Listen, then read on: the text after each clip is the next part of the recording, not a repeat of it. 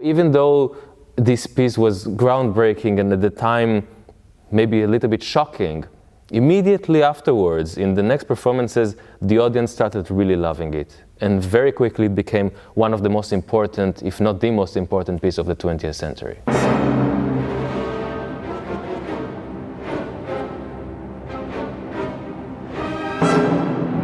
Rite of Spring really breaks all the rules. And at the same time, even though it breaks all the rules and it puts harmonies that doesn't fit together and repeats them over and over again, and it makes these incredible rhythms that you never know where is the bar line, where is the one, the accents are always unexpected. Still, somehow, it's very much rooted in the tradition, in the Russian tradition, in the French tradition, in classical music tradition in general. If you analyze the harmony, if you analyze the bass, even if you analyze the rhythms, there is a sense to everything. It's not just one big chaos. It's like he really created a new world, but this world has rules. So even if you take the very beginning, as we showed, very simple, very primitive melody being playing like this. But first of all, the orchestration is very surprising. Stravinsky is using here the bassoon, which is the least expected instrument to use for this melody, because the bassoon is always playing the lowest music from the woodwind section. So if the bassoon will play it here or here, it's perfectly fine. But up here,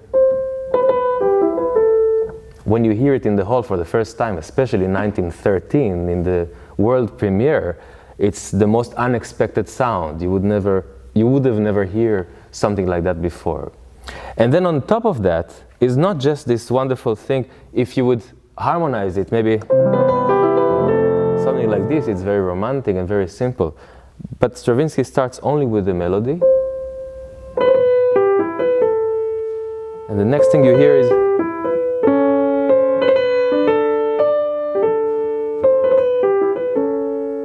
very simple, yet very unexpected accompaniment and counterpoint, and it continues.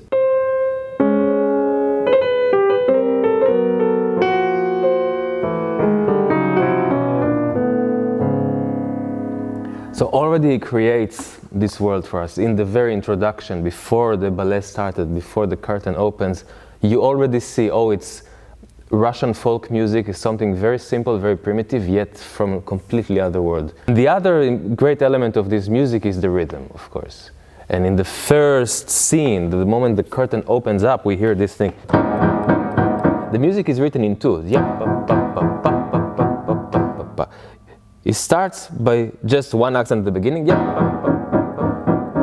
And then when you least expect it, on the syncopation, which means never on the beat.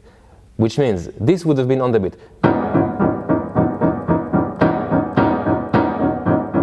This is very banal. The syncopation is to put it exactly between the beats, which means 2, 1. By that time, you got used to the syncopation. He starts putting them again on the beat. Is it? 2.